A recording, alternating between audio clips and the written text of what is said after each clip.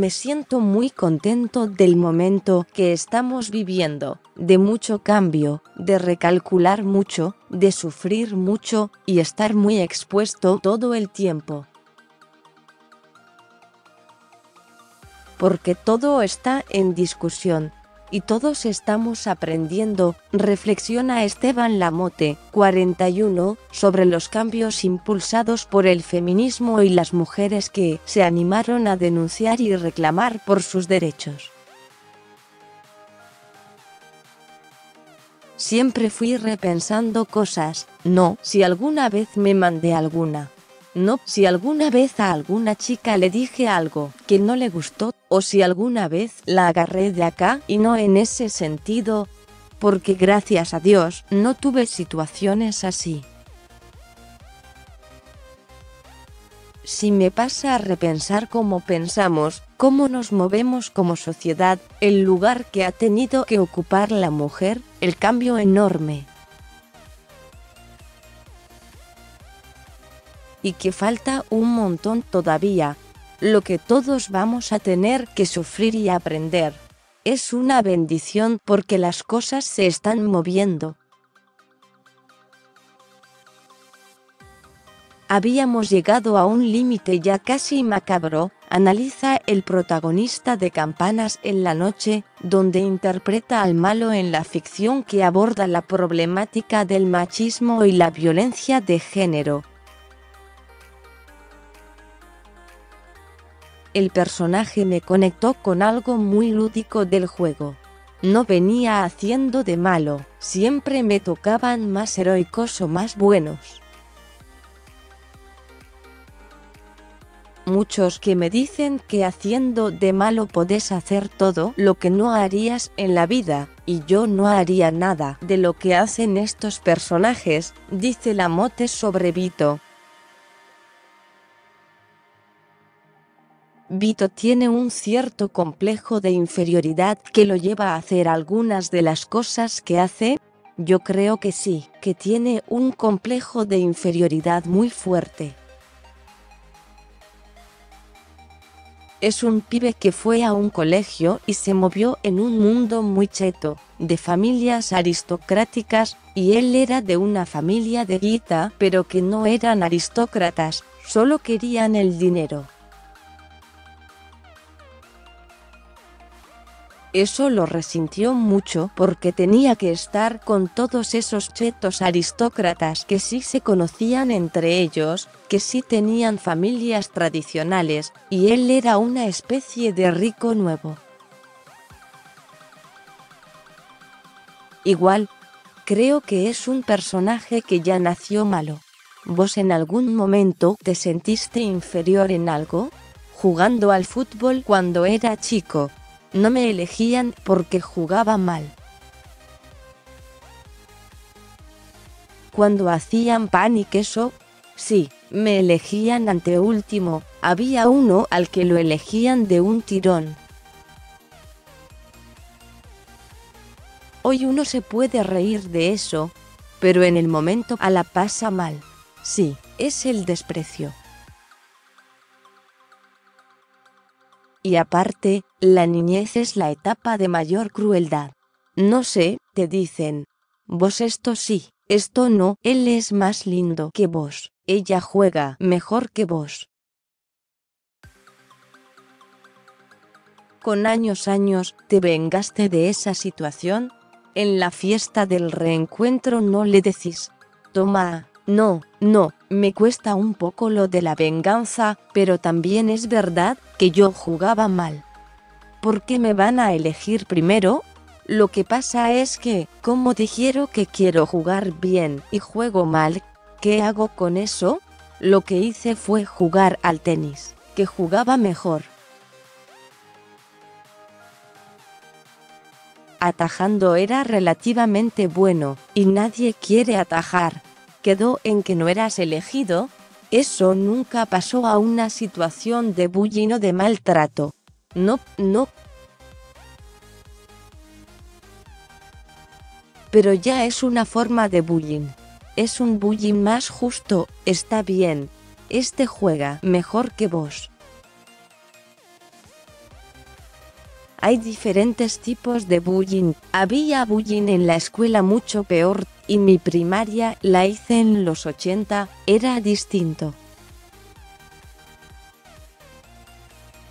Si el día de mañana le pasa a tu hijo, te va a doler un montón, muchísimo, pero tengo que aprender a que eso le tiene que pasar a él y sufrir en silencio, que es lo que estoy haciendo con todo.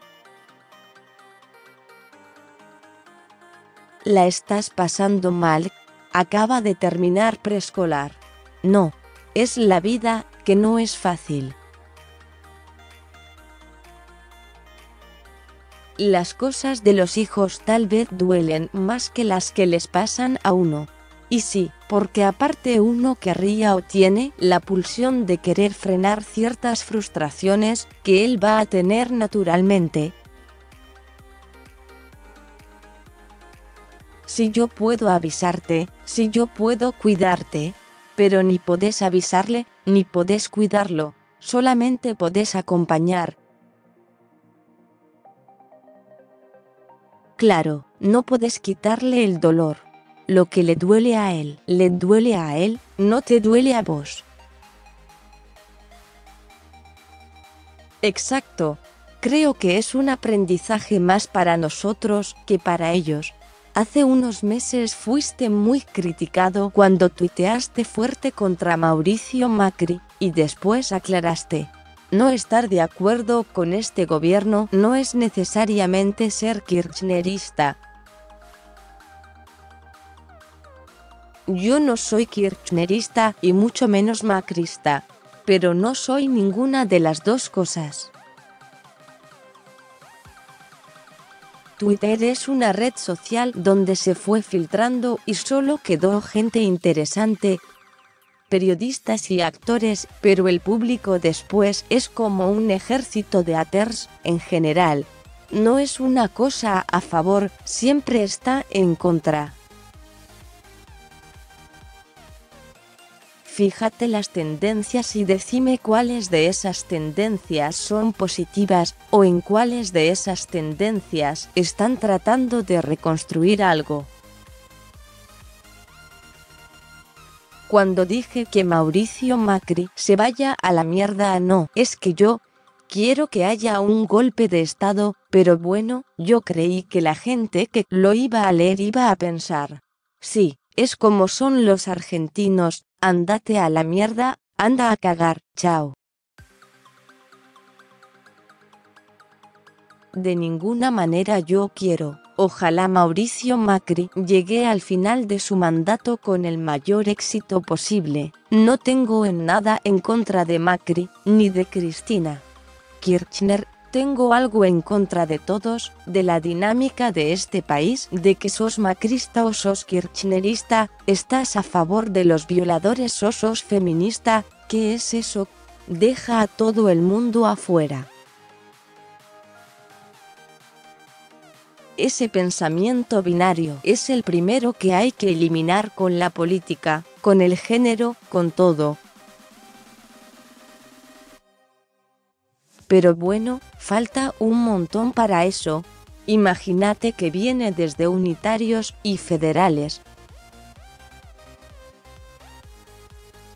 Se puede criticar al gobierno actual sin querer necesariamente que sea Cristina quien vuelva. Obvio, hay cosas que me molestan de este gobierno y hay cosas que me molestaron mucho del gobierno anterior también. No quiero ir a votar, faltan 6 meses para las elecciones, ¿y a quién voy a ir a votar? ¿A nadie? Es un vacío absoluto. No solo que el país está muy mal, sino que no hay esperanzas. La gente está silenciada, no escucho mucha gente, estamos todos perdidos. Hubo una especie de boicot en las redes sociales con campanas en la noche, por la participación de Calu Rivero. ¿Cómo lo viviste? Con humor. La verdad que me dio risa. no me produce ni dolor. Twitter es un lugar donde veo muchos haters. Me parece una reacción medio desesperada, chiquilina, y de un grupo muy menor de gente que está muy al pedo y que está odiando en esta red social. Dejémonos de pensar que Twitter es tendencia de algo, porque vamos a estar en manos de unos imbéciles. ¿Cómo sigue tu 2019? Estoy terminando de editar un corto, El Bosque, que lo dirigí yo. Me llevó todo el año pasado, le puse toda mi energía a eso, estoy muy contento. Estoy empezando a financiar mi película. ¿Cómo viene eso? Viene difícil. El INCAA está muy frenado, no hay subsidios, ya sabemos. Es de público conocimiento que dejó de ser un ministerio para pasar a ser una Secretaría de Cultura. Solamente está filmando la gente que tiene mucha plata o la gente que igual lo hace, como lo hice el año pasado, que lo hice con mi plata y gasté un montón de guita que nunca recuperaré. Pero bueno, pude hacer un cortometraje, y no toda la gente está en mi posición. Yo pagué un corto, no podría producir un largometraje. Eso es lo que me mantiene a mí contento, me mantiene activo y lo que hago por fuera de la actuación. Como actor, tengo un par de ofertas, gracias a Dios, y estoy viendo cuál de esas cosas salen. Entrevista completa.